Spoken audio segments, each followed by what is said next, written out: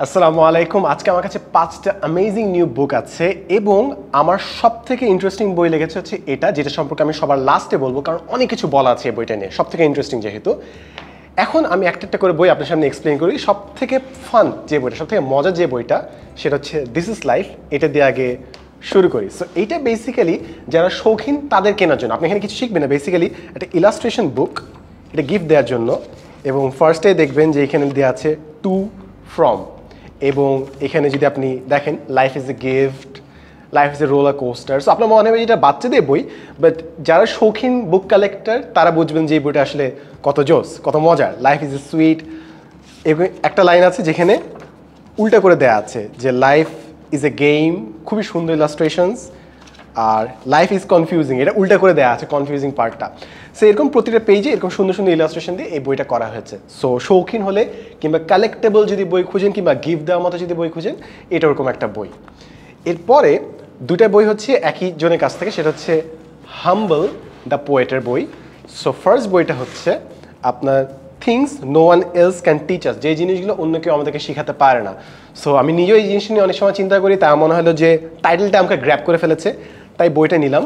এই বইটা খুবই ইন্টারেস্টিংভাবে লেখা, মানে এটা না খুবই ইজিলি কনজিউমেবল বই, যে ইজিলি আপনি একটা করে চ্যাপ্টার পড়তে পারবেন। এটার চেয়ে আরও বেটার হচ্ছে আনলার্ন বইটা, বাট ওটাতে পরে যাব। সো এই বইটা আমার বেশি ইন্টারেস্টিং লেগেছে, যে এমন কোন জিনিস যেটা অন্য কেউ আমাদেরকে শেখাতে পারে না। সো এটা নিয়ে বইটা, এবং মাঝখানে মাঝখানে আপনার বিভিন্ন কোটেশন দেওয়া আছে।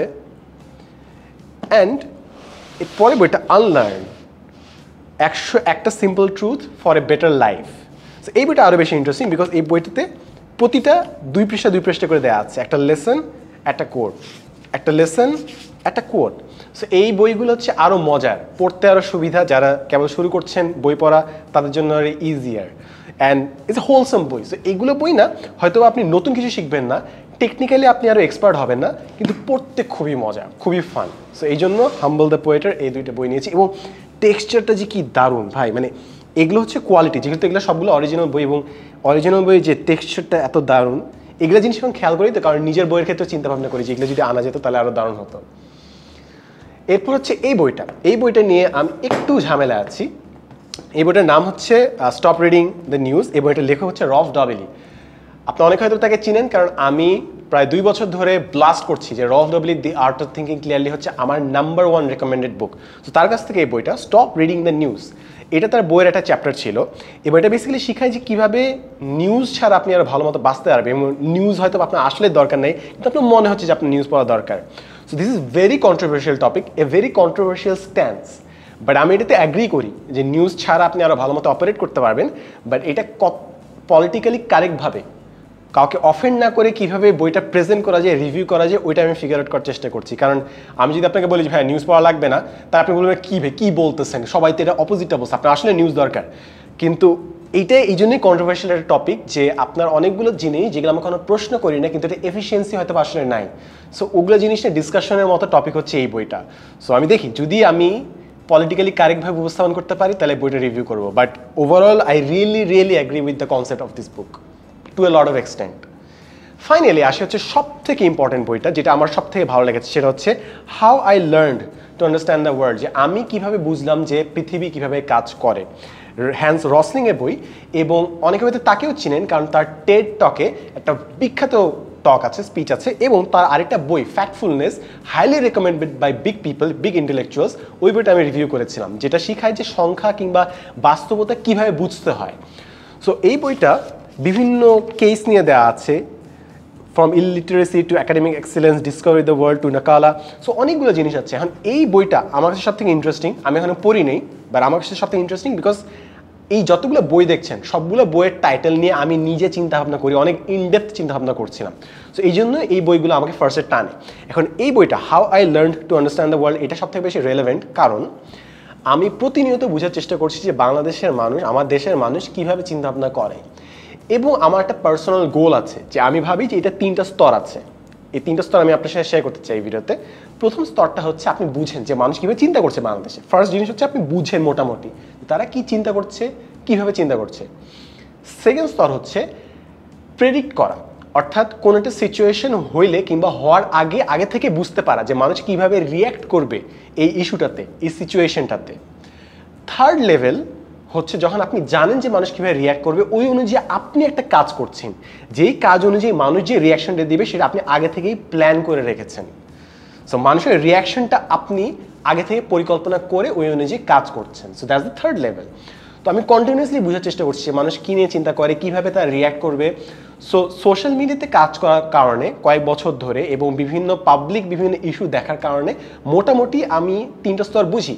কিন্তু আমার এই এক্সপিরিয়েন্সটা কেবলমাত্র সোশ্যাল মিডিয়াতে লিমিটেড। বাংলাদেশ কিন্তু খালি সোশ্যাল মিডিয়া না, অনেকে এখনও ভাবে যে তারা সোশ্যাল মিডিয়াতে বিভিন্ন ইস্যু দেখে, তারা ভাবে যে এইটাই হয়তো বাংলাদেশের মানুষ চিন্তা করছে। না, মোটেও না।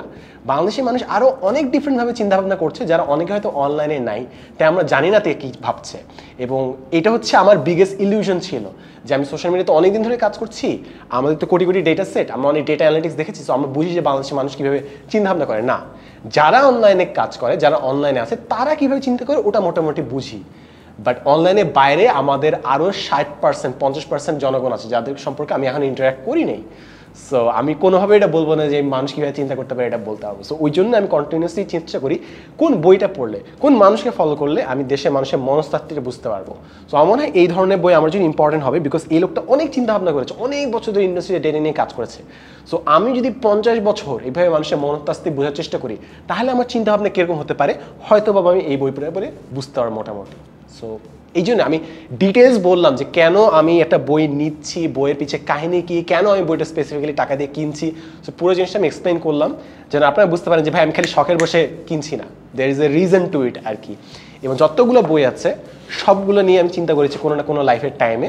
অ্যান্ড বই এই জন্য ইম্পর্টেন্ট যে আপনি কোনো একটা জিনিস নিজে চিন্তা করতে হয়তো আপনার 5 বছর লাগতো, 10 বছর লাগতো, অন্য কোনো একটা মানুষ আপনার আগে 30 বছর 40 বছর ধরে ওই জিনিসটা নিয়ে চিন্তা করেছে। আমি খালি খুব কম একটা দামে ওইটা কিনে আমি আমার চিন্তাকে 30-40 বছর অ্যাডভান্সে নিয়ে যেতে পারছি। এই জিনিসটা আমার মনে হয় বইয়ের ক্ষেত্রে প্রযোজ্য। এবং এই কারণে আমি বিভিন্ন কোর্সও কিনি। কোনো কোর্স হয়তো হ্যাঁ দাম 500 টাকা 1000 টাকা, বাট ওই জিনিসটা শিখতে আমার যেই অ্যামাউন্ট লাগবে, আমার 50 ঘন্টা 60 ঘন্টা, ওই কাজটা ওই টাইমটা আমি ইউজ করে অন্য জায়গায় আরও বেশি আর্ন করতে পারি। সো আই উড রাদার একটা টাকা দিয়ে একটা কোর্স কিনবো কিংবা টাকা দিয়ে একটা বই কিনবো, যেন আমি আরও কম সময় জিনিসটা শিখে ফেলি এবং বাকি সময়টা যেটা বেঁচে গেলে ওইটা দিয়ে আমি আরও বেশি আর্ন করতে পারি। সো দ্যাটস মাই স্ট্র্যাটেজি আর কি। আজকে একটু ব্যাকগ্রাউন্ড শেয়ার করলাম। সো আপনি বলেন যে কোন বইটা নিয়ে আপনি সবথেকে বেশি ইন্টারেস্টেড। এবং আমি রিসেন্টলি আরও বেশ কিছু বই পড়ছি। এই বইটা যেরকম পড়া শেষ, আপনার স্টপ রিডিং দ্য নিউজ, এটাও মোটামুটি পড়া শেষ হয়ে যাচ্ছে। সো আপনি জানেন যে কোন বইটা আপনার সব থেকে বেশি ইন্টারেস্টিং লেগেছে। By the way, this is not a sponsored video, but এই বইগুলো আমি কালেক্ট করে, যেহেতু অনেকে জিজ্ঞেস করে, এই বইগুলো আমি কালেক্ট করে হচ্ছে রিডিং ক্যাফে থেকে বনানী। সো ওখানে গিয়েছিলাম, তো ওখান থেকে আমি কালেক্ট করেছি, সংগ্রহ করেছি। কেউ যদি চান তাহলে যেতে পারেন আর কি। এখন বই তো আনবক্স করা শেষ, আমার আজকে আরও একটু জিনিস শেয়ার করা আছে, বিকজ সামনেই এখন কেউ ভিডিও দেখবে না, ভিডিও ভিউয়ারশিপ ডাউন হবে। সো আমি আরও কিছু জিনিস শেয়ার করি, প্লাস 5 মিনিট বেশি হয়ে গেছে। সো আজকে আমি আরও দুটো জিনিস নিয়েছি। সো অনেকে হয়তো দূর থেকে দেখে বুঝতে পারছেন। সো প্রথমটা হচ্ছে, কাপড়ও দিয়েছে, প্রথমটা হচ্ছে এটা। কেমন লাগছে পারলে ফিডব্যাক দিয়েন। This is the first one. এবং এটার সামনে একটা লোগো ছিল, লোগোটা উঠিয়ে ফেলেছি। সো আমার মনে হয় এখন কোনো লোগো দেখা যাচ্ছে। ইয়াস। এবং আমি দেখতে যাচ্ছি যে এটার মধ্যে গ্লেয়ার হয় নাকি না, যে ক্যামেরার সামনে লাইটের সামনে পড়ে আসলে ঝামেলা হয় নাকি না, আমার চোখ দেখা যাচ্ছে নাকি না। অ্যান্ড সেকেন্ড যে জিনিসটা, এটা একটু শৌখিন, এটা প্ল্যান ছিল না। এটা মেইন বেস্ট পার্ট হচ্ছে আপনার এই পার্টটা সাইড করা যায় আর কি। এটা আছে এই সাইডে নেওয়া যায়। সো সাইডে নিতে পারলাম, তারপর এটা এভাবে সাইড ওয়াইজ কভার করে। সো এইটা শখের পারচেস ছিল, বাট এটা দরকারি পারচেস ছিল। সো বাট কম দামে যেহেতু পেয়েছি, আর ফ্রেন্ডও ছিল সাথে, হেল্প করেছে, সো ওর জন্য আর কি। তো আজকের জন্য এখানে শেষ।